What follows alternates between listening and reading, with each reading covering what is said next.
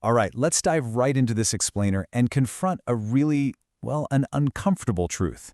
Why do so many of us feel completely stuck, just endlessly living paycheck to paycheck? Today, we're breaking down the core concepts from Dave Ramsey's The Total Money Makeover. Now, this is a source that has sparked a massive shift in how millions handle their personal finances. Our goal today is to pull the absolute most actionable, eye-opening insights directly from this material and structure them so you can see exactly how this financial roadmap works.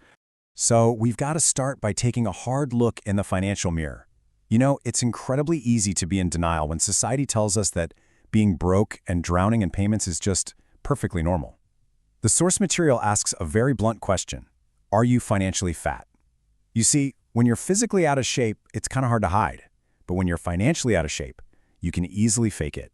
You can have the shiny new car, a massive mortgage, designer clothes, all while quietly drowning in suffocating debt behind the scenes. This explainer is all about dropping that denial and acknowledging that the normal way of handling money in our culture is actually a total trap.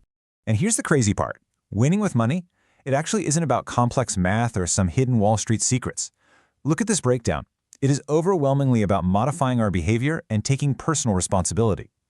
Actually, 80% of this is just behavior. I mean, we all know we should spend less than we make, right? The head knowledge is only 20% of the equation. What stops us isn't a lack of academic finance degrees. What stops us is the person staring back at us in the mirror.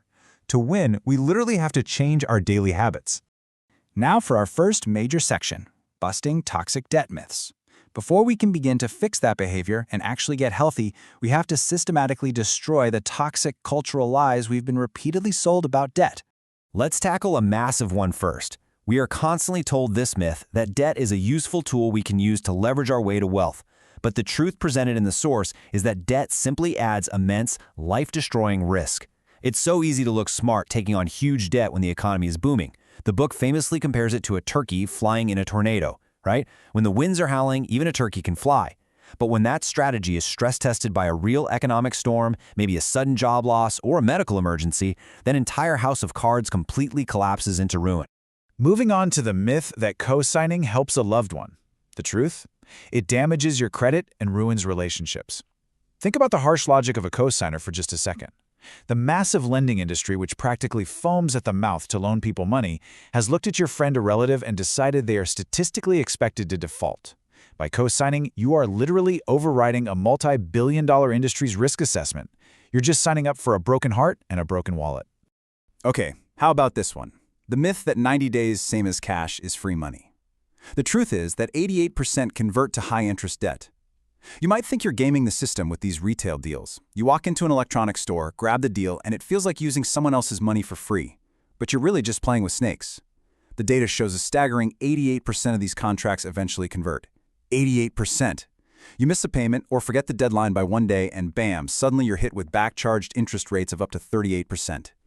It is literally a trap designed to profit off our good intentions. Next up, the myth that car payments are just the way of life. The truth? The average millionaire drives a paid-for, used car. Accepting a lifetime of car payments is absolutely one of the fastest ways to completely destroy your wealth-building potential. Our culture pushes this idea that you're just always going to have a car payment. But the source points out a fascinating reality. Millionaires become millionaires because they refuse to take a 60% hit on a new car's value in the first 4 years. And here is the one that always causes a stir. The myth that you need a credit card to survive. The truth is, a debit card does everything without the debt. Despite what the massive credit industry heavily markets to us nonstop, you do not need a credit card to survive or travel. The source stresses that you can rent cars, book hotels, buy things online perfectly safely using your own money on a debit card. The zero liability protections, they're virtually the exact same. Literally, the only thing a debit card won't do is put you into debt. Let's move into our next section, the power of focus.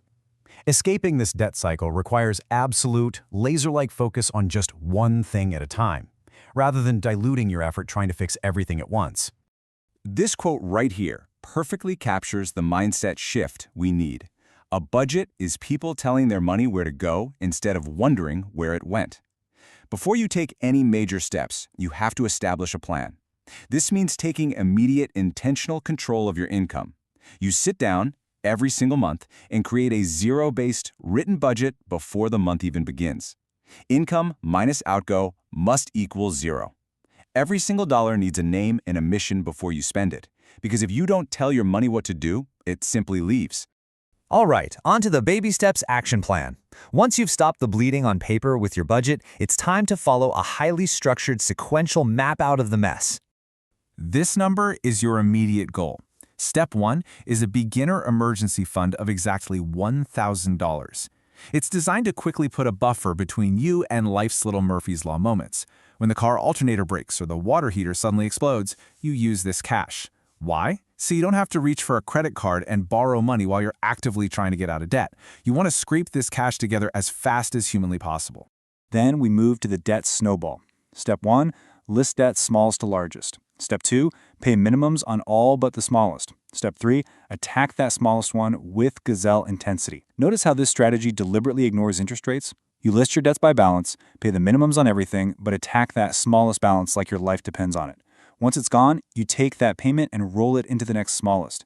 This gives you those quick psychological wins that keep your momentum going. Remember, it's about behavior, not math. Once you've snowballed all the consumer debt and you're entirely debt-free except for your mortgage, you finally get to take a deep breath. You build the fully funded fortress. You save 3 to 6 months of living expenses and keep it entirely in liquid cash to protect against major job loss or health crises. Listen, this isn't an investment to make you rich. It's an insurance policy against major life storms. When you have zero debt and 6 months of cash sitting in the bank, an emergency becomes a mere inconvenience instead of a total disaster. Which brings us to our final section, living like no one else. Imagine reaching the final stage of this journey, where you have absolutely zero payments, allowing you to confidently invest, give, and build serious wealth. If you live like no one else now, later you can live like no one else. Here is the ultimate payoff. All of this?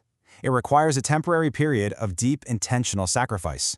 You might be driving a total beater while your friends are leasing brand new cars. You might be skipping vacations to pay off credit cards. But by doing the hard work now, you set yourself up for a future where you can truly live and give like no one else. You secure a lifetime of financial peace.